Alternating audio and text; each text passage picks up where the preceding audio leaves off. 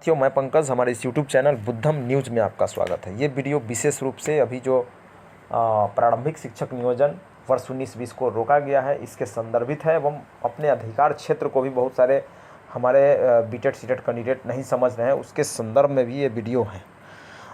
आज मैं इस वीडियो के माध्यम से अभी तक जो भी प्रकरण घटा है बिहार टीईटी यानी बीईटीईटी 2017 यानी 2017 के संदर्भ में जो भी प्रकरण आज से उस दिन से लेकर अभी तक जो भी घटना घटा है उसको हम डेट वाइज थोड़ा कलेक्शन किए हैं। इसका मैं बताने का छोटा सा प्रयास करूंगा और आप लोग इसे देख के ही सुन के दंग रह जाएंगे कि इतना देर जब इसको बोलने में लगा है तो इस सिस्टम को किस तरह से हैक किया गया है सरकार के द्वारा, और सरकार के द्वारा कितना हम लोगों को बेवकूफ़ बनाया गया है, इसका डाटा आप देख सकते हैं इस डेट के माध्यम से।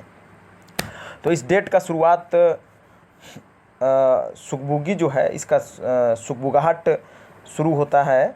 आपसे मैं बता दूं कि मार्च 2017 में, जी हाँ, मार्च 2017 में इसका सुगबुगाहट होता है और उस समय एक डेट रिलीज़ किया जाता है कि 18/4/2017 को बिहार टीईटी का परीक्षा लिया जाएगा, दूसरी परीक्षा। चूँकि बिहार टीईटी का पहला परीक्षा जो है बिहार में एक बार हो चुका है, जो 2011 में हुआ था, जिसको हम पहली बार जानते हैं। दूसरा नंबर में ये जो हुआ है 17 में, जिसको बोलते हैं BETET, Bihar elementary teacher eligibility test. ये 2017 का जो प्रकरण था, इस 17 के प्रकरण के बाद ही बहाली खुलने वाली थी, चाहे खुली है, इसके संदर्भ में ही डेट वाइज वर्क करेंगे। तो 18 तारीख का डेट था, वो कोई बहुत बड़ा डेट नहीं था, आंशिक डेट था कि इस डेट पर एग्जामिनेशन लेना है बिहार टीईटी का, उसके बाद बहाली की प्रक्रिया शुरू की जाएगी। लेकिन इस तरह से बात होता नहीं है। एक डेट निकाला जाता है विज्ञापन के द्वारा, बिहार विद्यालय परीक्षा समिति पटना के द्वारा एक डेट निकाला जाता है। वो डेट होता है 6/4/2017। जी हाँ साथियों, 6/4/2017 को एक डेट निकाला जाता है, जिस डेट में ये क्लियर किया जाता है कि आज के 6/4/2017 से ऑनलाइन रजिस्ट्रेशन किए जाएंगे, एग्जामिनेशन के लिए। तो उसमें एक डेट निकालता है, उसमें बात किया जाता है कि ऑनलाइन रजिस्ट्रेशन होगा। आवेदन जमा करने का एवं ई चालान निकालने का अंतिम तिथि 25/4/17 था और एसबीआई से चालान शुल्क जमा करने की अंतिम तिथि 27/4/17 था। यानी चूँकि हम डेट पर ही बात करेंगे तो सिर्फ आपको डेट सिर्फ दिखाई देगा, सुनाई देगा। और कहने का मतलब है कि परीक्षा का जो ऑनलाइन आवेदन में संशोधन की तिथि 28/4/17 था। अब कहने का बात है कि पहला परीक्षा तिथि मैंने आपको पहले ही बताया कि 18/4 को एक सेट किया गया था, जिसको करवाने में असफल थी। इसके रिगार्डिंग विज्ञापन संख्या 42/17 के द्वारा ये किया गया कि 11/6/2017 को परीक्षा होगी। लेकिन 11/6/2017 को परीक्षा बिहार विद्यालय परीक्षा समिति करवाने में असफल होती है और उसके बाद पुनः परीक्षा तिथि में बदलाव किया जाता है और ये डेट 29/6/2017 कर दिया जाता है और 29/6/2017 को भी परीक्षा नहीं हो पाती है। तो इसके डेट में पुनः चौथी बार बदलाव किया जाता है और इसके परीक्षा का डेट 23/7/2017 किया जाता है और संयोग से उस डेट पर परीक्षा भी होती है, 2 पालियों में 1 to 5 और 6 to 8 की। यानी कुल मिला के बिहार टीईटी का बीईटीईटी का परीक्षा संपन्न 27/7/2017 को हो जाता है। उसके बाद बहुत सारे जो स्टूडेंट्स होते हैं, जो एग्जामिनेशन दे के रुके हुए रहते हैं, उनका ये दिमाग होता है कि कब रिज़ल्ट हो। अब रिज़ल्ट होने के लिए इस सब जो भी प्रकरण है, लोगों को ये पता नहीं था कि रिज़ल्ट लाने के लिए, चूँकि जो भी कैंडिडेट होते हैं नए होते हैं, ऐसा नहीं है कि 5 बार 6 बार परीक्षा दिए हुए हैं और लगातार इनका 2-3 मतलब पुश्तैनी चल रहा है कि उनको इस चीज़ का जानकारी होता है। लेकिन लड़के बात करते करते उनको जानकारी होती है कि भाई इसका आप विरोध नहीं कीजिएगा जब तक सड़क पर नहीं आइएगा, रिज़ल्ट प्रकाशित नहीं होगा। बिहार विद्यालय परीक्षा समिति जैसे ही इसमें लोग अपना हो हंगामा करना शुरू किया कि भाई आंसर की दिया जाए, जिससे कि हम लोग पता करें कि आखिर रिज़ल्ट क्यों नहीं हो रहा है और आंसर की से पता चलेगा कि मेरा क्या पोजीशन है। तो आंसर की तो नहीं दिया जाता है, लेकिन सितंबर-अक्टूबर 2017 में बिहार बीईटीईटी 2017 का रिज़ल्ट जारी कर दिया जाता है। इतना विरोधाभास रिज़ल्ट होता है उसमें कि आप उसका वर्णन नहीं कर सकते हैं। किसी का रिजल्ट 145 पर, किसी का रिजल्ट 150 पर, किसी का 48 पर, किसी का 140 पर, किसी का 142 पर, ऐसे ऐसे करके रिजल्ट आउट होता है। चूँकि उसमें बहुत सारे नेचर होते हैं, उस नेचर पर हम लोग जाना नहीं चाहेंगे। लेकिन बहुत सारे साथी को इस समझ में नहीं आता है कि कौन से क्वेश्चन को रॉन्ग की श्रेणी में रखा गया और किस क्वेश्चन पर क्या कौन सा ऑप्शन सही हुआ। इसको लेकर सरकार लड़कों के द्वारा बिहार विद्यालय परीक्षा समिति के गेट पर एक आंदोलन किया गया, जिस आंदोलन में के माध्यम से सरकार को झुकना पड़ा। कुल मिला के बिहार विद्यालय परीक्षा समिति को झुकना पड़ा और उन्होंने एक 83/17 विज्ञप्ति संख्या से 5/10/17 से 9/10/17 के बीच तक एक आपत्ति दर्ज करने का एक टाइमिंग निकाला गया। इस टाइमिंग के बाद इस होल एंड सोल टाइमिंग के बाद जब 5/10/17 से लेकर 9/10/17 के बीच तक जब एक टाइमिंग घोषित किया गया कि इसके बीच में आप आपत्ति कर सकते हैं, इसके पहले हम लोगों को 300 रुपया दे के अपना OMR सीट निकालने का भी प्रोसीजर हुआ था। OMR सीट लोग निकाला, अपना जो भी उसके बीच का डाटा था उस डाटा को निकाल के और क्वेश्चन से लोग मिलान किया। बहुत सारे क्वेश्चन में एरर था, इसको लेकर सब अपना आपत्ति दर्ज करवाया। आपत्ति का निराकरण, आपत्ति का भी 2 बार डेट बढ़ा था। आपके मतलब जानकारी के लिए मैं बता दूं, आपत्ति का भी 2 बार डेट बढ़ा। आपत्ति के डेट बढ़ने के बाद चूँकि मैं किसी बात को लगातार रख रहा हूँ अपने मतलब जल्दी के पोजीशन में, चूँकि वीडियो ज़्यादा बड़ा ना हो सके, तो आपत्ति लेने के बाद सभी समस्या का समाधान करने के बाद बिहार TET का संशोधित रिजल्ट 6 मार्च 2018 को डिक्लेयर किया जाता है। इस डिक्लेयरेंस के बाद लोगों को लगता है कि चलिए रिजल्ट हो गया है, अब जल्दी से सर्टिफिकेट मिले और बहाली का शुरुआत हो, बहाली खुले, जिससे कि सभी लोग आवेदन कर शिक्षक बन सके।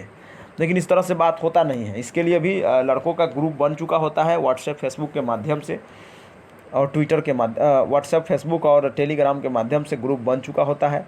और इसके बीच फिर आंदोलन करने का ज़रूरत होता है। पुनः लोग बिहार विद्यालय परीक्षा समिति के गेट पे जाते हैं और सर्टिफिकेट देने की मांग करते हैं।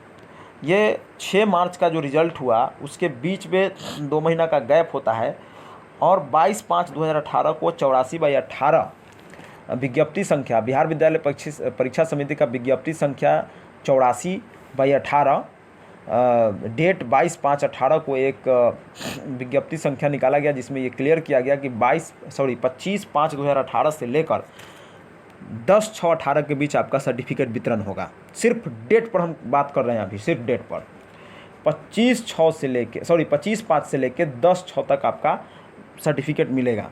और संयोग से मिलना भी शुरू हो गया किसी माने।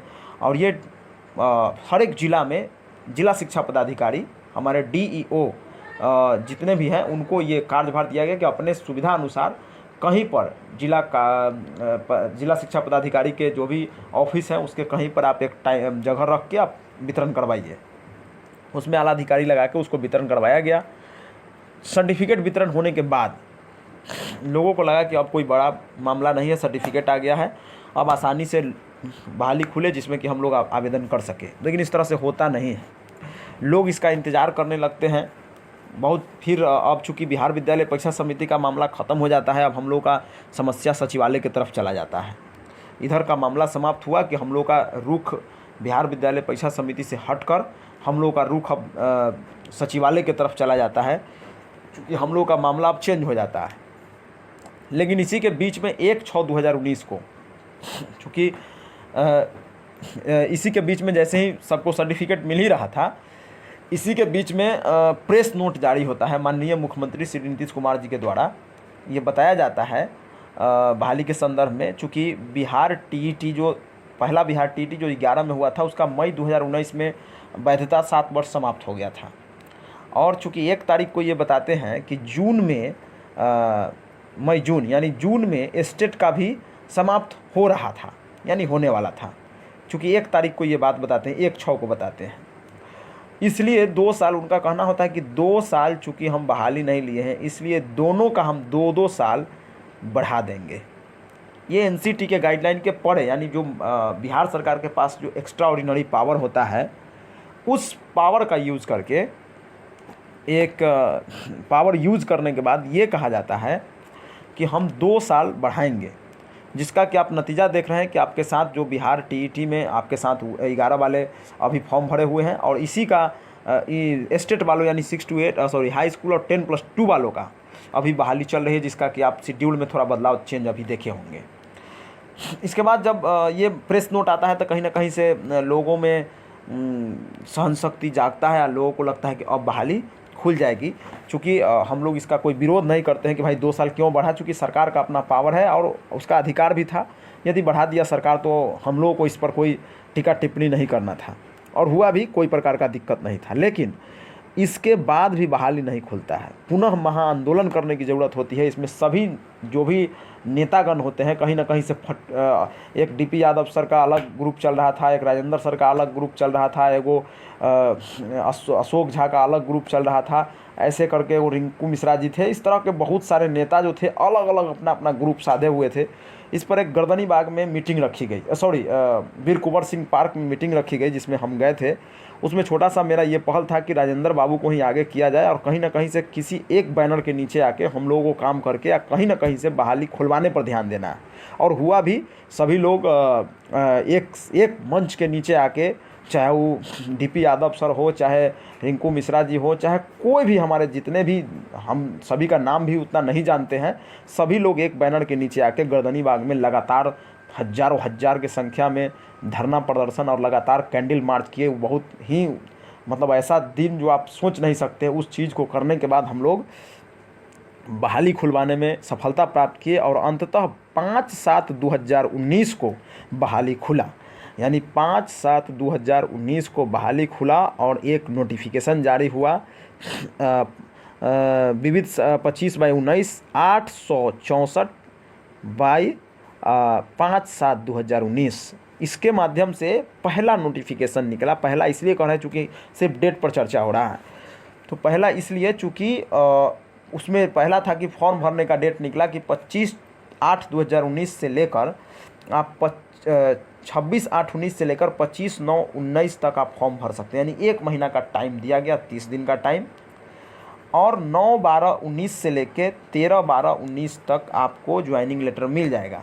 यानी ज्वाइनिंग लेटर आपको 2019 यानी 20 को देखना नहीं है। 20 में आप विद्यालय में होंगे, 19 में ही विद्यालय में होंगे। यानी उसके बाद ये मामला हुआ तो लोगों में कहीं ना कहीं से हर्ष और उल्लास जगह इसमें काम हुआ कि भाई इस तरह से यदि होता है तो आसानी से इस बहाली को हम लोग बहाली को आसानी से करवाया जा सकता है। लेकिन ऐसा हुआ नहीं, चूँकि हम लोग ये देखे, लेकिन पुराने ही रिक्ति पर हम लोग की बहाली शुरू की गई। पुराने रिक्ति पर शुरू की गई, लेकिन हम लोग को उससे कोई बहस नहीं था, हम लोग उसी में लग गए। लेकिन फॉर्म का जो डेट आया उसी के बीच, चूँकि फॉर्म भराना था 26/8/19 से, फॉर्म भराने का जो डेट आया उसी के बीच एक 9/7, चूँकि 5/7 को तो ये लेटर जारी हुआ। फॉर्म भरना था 26/8 से, लेकिन 5/7 को लेटर जारी हुआ। 9/7 यानी 5 और 4 9, 4 दिन के बाद शिक्षा मंत्री महोदय से एक सवाल पूछा जाता है सदन में। एक माननीय सांसद महोदय के द्वारा, कोई विधायकगण के द्वारा एक सवाल पूछा जाता है कि अभी आप पूरे स्कूल में शिक्षकों की कमी है, बच्चों के साथ नाइंसाफ़ी हो रहा है। राइट टू एजुकेशन का हवाला देते हुए उन्होंने क्वेश्चन पूछा, तो माननीय मुख्यमंत्री जी ने ये जो 4 दिन पहले 5/7 को जो निकला था लेटर, उसका ही हवाला दिया कि हम लोग निकाल दिए हैं। त्वरित हम लोग 1 से 2 से 3 महीना के अंदर, 2 महीना के अंदर हम सभी विद्यालय में शिक्षकों की भर्ती करने का पुरजोर कोशिश कर रहे हैं, और हम नोटिफिकेशन निकाल दिए हैं, इसलिए मैं बहाली करने जा रहा हूँ। ये बात 9/7/19 का बता रहे हैं। 9/7/19 के बाद मामला आया, फॉर्म भराने लगा, लेकिन उस फॉर्म भराने के बीच में कुछ इस तरह का घटना घटा कि उसका डेट बढ़ा दिया गया। डेट क्या बढ़ाया गया? फॉर्म नहीं, सभी के तरफ से कहीं ना कहीं से क्या बोलते हैं, सभी रिक्ति नहीं निकल पाया था, इसके चलते पुनः डेट को बढ़ाया गया। कोई मतलब अधिकारी जो थे पूरे बिहार के कहीं ना कहीं से इस चीज़ को तरजीह नहीं दिए, पुनः डेट बढ़ाया गया 9/11/19 तक। 9/11/19 तक फॉर्म लेना था, और 29 जनवरी को नियोजन पत्र देना था। यानी कि दोबारा जब सेकेंड टाइम डेट बढ़ा फॉर्म लेने का, तो उसका डेट इसलिए बढ़ा चूँकि बहुत जगहों पे आपको जानकारी होगी कि रिक्ति नहीं दर्शाया गया था, कहाँ पे कौन सीट है, किस कैटेगरी का सीट है, जिससे कि फॉर्म भरने में दिक्कत हो रहा था। इसको लेकर पुनः डेट बढ़ाया गया 9/11/19। यानी कोई भी आपका नियोजन कर्मी में नियोजन कर्मी जो लगाए गए थे, जो काम करने के लिए लगाए गए थे, कोई भी सक्रिय नहीं थे, ना सरकार उस पर कोई FIR, ना कोई सरकार उस पर संज्ञान ले रही थी। जैसे लग रहा था कि सरकार जानबूझ के बोली हुई है कि आप इस काम को नहीं कीजिए। सरकार का खाली सिर्फ चुनाव आ जाए तब देखिए कितना रफ्तार होता है काम में। तो पुनः डेट बढ़ाया गया, दूसरी बार डेट बढ़ता है और 9/11/19 तक फॉर्म लेने का डेट हो जाता है और 29 जनवरी को नियोजन पत्र देने का बात होता है उसमें। तब भी लोग उसको इग्नोर करके चलते हैं, लेकिन जब पुनः डेट फिर से बढ़ता है तीसरा बार, 23 जनवरी तक कहा जाता है कि फॉर्म लिया जाएगा और 31 मार्च 2020, 23/11/2019 तक 23/11/2019 तक फॉर्म लिया जाएगा, जबकि 31 मार्च 2020 को नियोजन पत्र दिया जाएगा। यानी ये जो डेट बढ़ता है, कहीं ना कहीं से सरकार का चाल और मंशा उसी समय से झलकने लगता है। फॉर्म सभी लड़के भर चुके थे, जानबूझ के टाइमिंग बढ़ा के पूरे देश से फॉर्म मंगवाना और यहाँ के भी बच्चों को उसका के पूरे जगह पर 500-500, 200 फॉर्म भरवाना कि जिससे कि संख्या फॉर्म का बढ़ जाए और न मेरिट बन सके और न इस पर आगे की कार्रवाई हो सके। अब इस तरह से डेट बढ़वाने का चाल सरकार का था और सरकार की सोची समझी साजिश थी। जो लड़का फॉर्म भर के रेडी हो गया है उसके लिए आप बिना कहे डेट बढ़ा देते हैं, जबकि उस चीज़ का कोई ज़रूरत नहीं था। डेट बढ़ने से ये हुआ कि ट्रक फॉर्म भराने लगा। यानी कुल मिला के जब वहाँ बक्सा के बक्सा बड़ा बड़ा ट्रंक भर गया, वहाँ पर हर एक नियोजन इकाई का कहानी बता रहे। एक पंचायत में 2-3 सीट के लिए 2-2 हज़ार फॉर्म आ गया। अब समस्या यहाँ हो गया कि कौन क्या करे। यहाँ इस तरह का मामला हुआ तो कहीं ना कहीं से एक झलका वहाँ पर लोगों में एकता नहीं देखने के चलते सभी जगह पर लेट लतीफ़ी काम हो रहा था और न सरकार इस पर ध्यान दे रही थी। जैसे लग रहा था कि सरकार का ही आदेश है कि जितना लेट काम करो। उसके बाद एक जब मेरिट लिस्ट निकलने की बात आती है तो 17/12/19 को एक केस चल रहा था डीएलएड वालों का कि डीएलएड को प्राथमिकता दे दी जाए। लेकिन इसके विषय में कोर्ट का ऑर्डर ये आता है कि जो इसमें राज्य सरकार जो चाहेगी उस काम को कर सकती है। तो राज्य सरकार उसका हवाला देते हुए 17/12/19 को एक लेटर जारी करती है कि डीएलएड वालों का हम पहले मेरिट बनाएंगे, उसके बाद बीएड वालों का बनाएंगे। चूँकि ये अनट्रेंड है और ये ट्रेंड है, चूँकि उसको ब्रिज कोर्स करना है। तो इस संदर्भ में थोड़ा उथल पुथल हुआ और तभी लोग इस बात को नहीं समझे और ये मामला आगे बढ़ा। इसी के बीच एक केस NIOS डीएलएड का चल रहा था। उनका कहना था कि मैं भी इसमें फॉर्म भरूंगा। उसका 1.5 वर्षीय और 2 वर्षीय का समस्या चल रहा था। तो इसको लेकर सरकार के पास चिट्ठी गया तो सरकार इसको NCT के गाइडलाइन के अनुसार इसको बाहर करने का चिट्ठी निकाल दिया कि भाई आप लोग इसमें फॉर्म नहीं भर सकते हैं। तो चूँकि जैसे ही सरकार बोला कि फॉर्म नहीं भर सकते हैं तो NIOS डीएलएड वाले हाई कोर्ट चल गए। हाई कोर्ट से 21 जनवरी 2020 को एक जजमेंट आया कि NIOS का भी फॉर्म भरवाया जाए। तो इस तरह से जब NIOS डीएलएड का फॉर्म भरवाया जाए, लेकिन फॉर्म भराता नहीं है, उसके बीच में एक टाइमिंग सेट होता है कि हम विधि विभाग से परामर्श ले रहे हैं, विधि विभाग से राय विचार ले रहे हैं, विधि विभाग से ही राय विचार लेने के बाद हम अगला काम करेंगे। इस तरह का चीज़ रखा जाता है। लेकिन NIOS डीएलएड का टाइमिंग यानी 21 जनवरी को यदि जजमेंट आया तो 21 जनवरी 30 दिन लोड जोड़ते हैं तो 21 फरवरी के बीच में उसको वहाँ पर एक देना था कि भाई आप क्या कर रहे हैं, कोर्ट को ये बताना था। लेकिन यहाँ से ये चीज़ हुआ नहीं। उल्टे 18 मार्च को 11 मार्च को क्या किया जाता है, 11 फरवरी को, चूँकि ये बोलते हैं यहाँ सचिवालय के माध्यम से बोला जाता है कि वहाँ से हमको कोई नहीं मिला है, चूँकि एक चीज़ को 2 बार वहाँ भेजते हैं, वहाँ से कोई जजमेंट नहीं आता है, इसलिए कहते हैं कि 1 महीना का टाइम पूरने वाला है, इसलिए बहाली को स्टे कर दिया जाए। यानी 11 फरवरी 2020 को पहला स्टेइंग इस केस को किया जाता है NIOS को लेकर।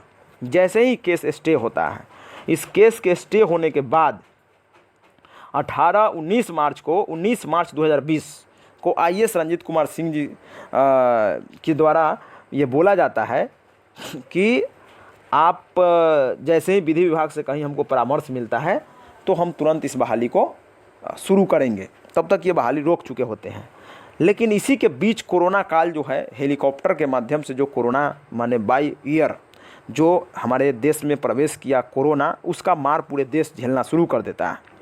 इसके वजह से इस पर कोई बातचीत करना नहीं चाहता है, उचित भी नहीं था उस समय कि इस पर कोई बातचीत कर सके। अब इसी के बीच में पुनः 4 मई 2020 को पेपर में, दैनिक भास्कर में सचिवालय के माध्यम से ये छपाया जाता है कि 90,763 शिक्षकों की बहाली प्रक्रिया कोरोना का ही लॉकडाउन ख़त्म होने के बाद शुरू की। चूँकि लॉकडाउन जो है से 22 मार्च से ही शुरू कर दिया गया था, 22 मार्च 2020 से।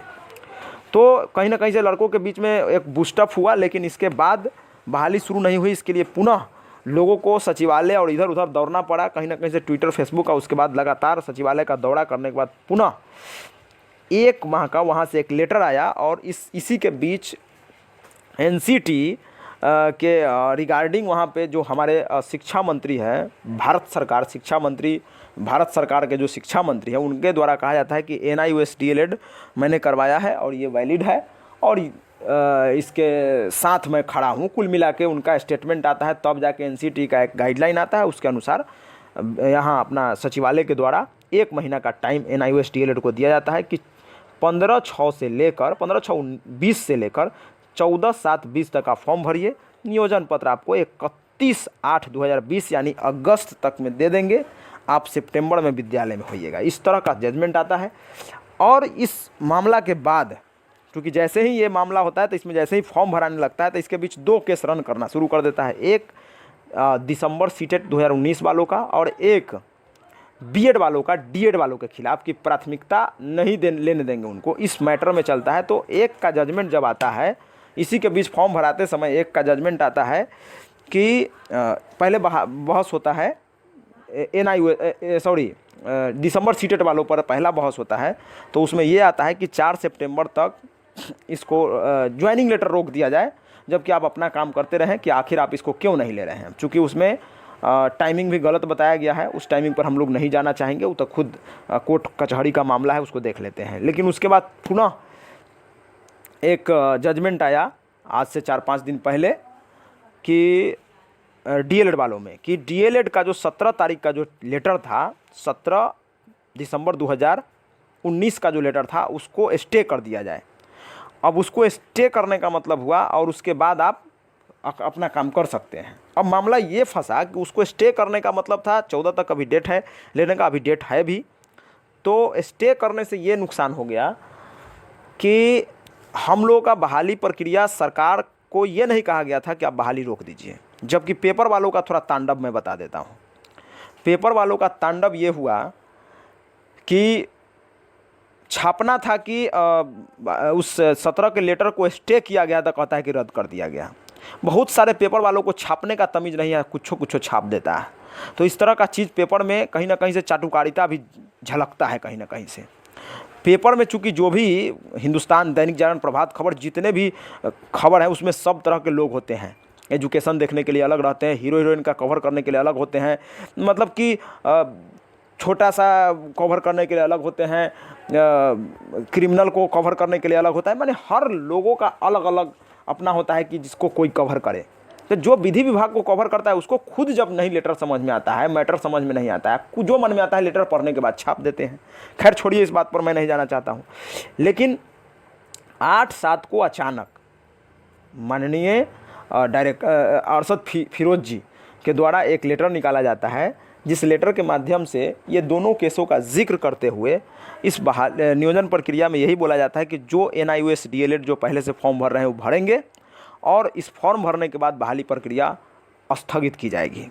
अब जब तक कि दोनों का जजमेंट नहीं आ जाता है तब तक। अब इस दोनों इस जजमेंट के बाद क्या घटना घटता है, अब मैं डेट का एनालिसिस ख़त्म करने के बाद अब दूसरे एनालिसिस पर आता हूँ। कहने का मतलब है कि अब हम सेकेंड टर्म में आते हैं। वीडियो बहुत लंबा हो चुका है, अब 2 से 3 मिनट में इसको ख़त्म करने का प्रयास करते हैं। अभी तक डेट का चल रहा था, अभी बताते हैं।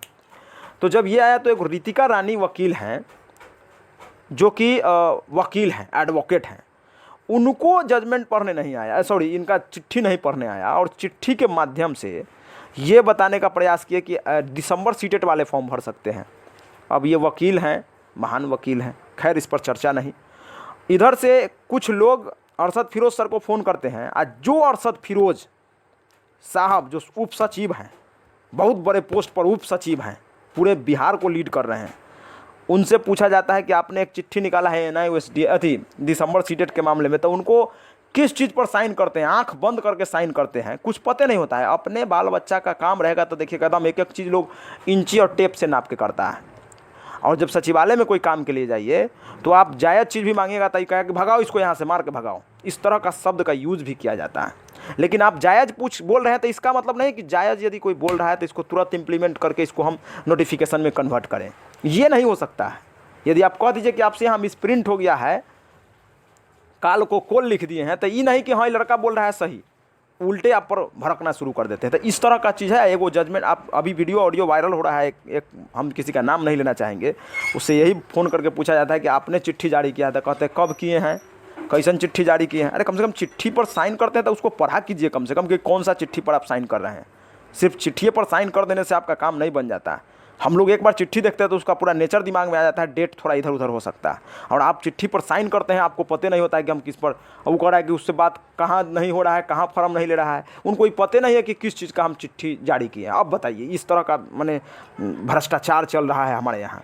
अब मामला ये है कि बहाली रोक दी गई है हरिराम जी के केस में। अब हरिराम जी या तो इस केस को विड्रॉल करके इसको आगे बढ़ाने का प्रयास करें, चूँकि DLED वाले के चलते अभी बहाली नहीं रुकी है, B.Ed वाले के चलते रुकी है। कुछ लोग अपना ज्ञान ज़्यादा देते हैं। एक केस सुप्रीम कोर्ट में चल रहा है, D.Ed versus B.Ed, D.Ed versus B.Ed। उसमें यदि मान लीजिए कि कहीं खुदा ना खास्ते कहीं ना निगेटिव, मान लीजिए कि वहाँ से जजमेंट आता है कि दोनों को बराबर कर दिया जाए, दोनों बराबर है, सेम है, ब्रिज कोर्स का कोई मतलब नहीं था, आप तो यहाँ पर एक दिन में ही काम करवा लीजिएगा। चलिए ठीक है, मैं मानता हूँ। मान लीजिए कहीं निगेटिविटी में यदि आ जाता है वहाँ से जजमेंट कि ये अनट्रेंड है, इसके साथ कभी कंपेयर नहीं कर सकता है, बिना ब्रिज कोर्स के इसमें भर नहीं सकता है, तब आप कहाँ जाइएगा। तो इसलिए अभी से भी समय है। और सभी साथियों से मैं कहता हूँ, किसी एक के स्वार्थ पर काम नहीं कीजिए।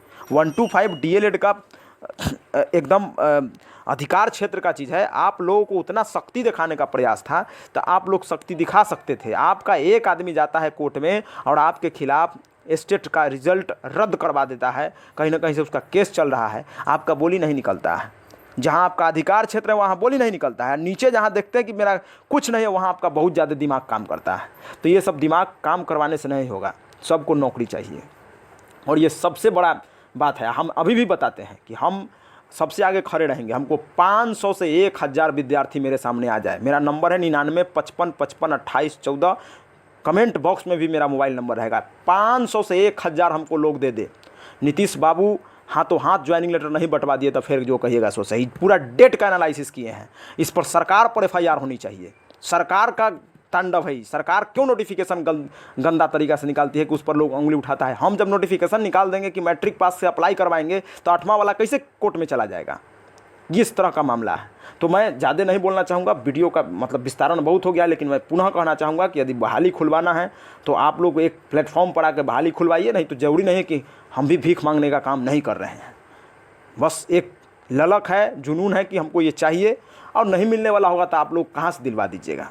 हम तो ऊपर वाला पर विश्वास नहीं करते, हम तो सब नीचे वाला पर विश्वास करते हैं। जो सचिवालय में लोग बैठे हुए हैं, चाहे न्यायालय में लोग बैठे हुए हैं, और नहीं तो आप लोगों के द्वारा जो प्रयास है वही सबसे बड़ा प्रयास है। इसलिए अभी भी समय है, किसी भी चीज़ को ठंडे दिमाग से सोच के काम आगे बढ़ाइए, जिससे कि हमें भी नौकरी हो और आप लोगों को भी नौकरी हो।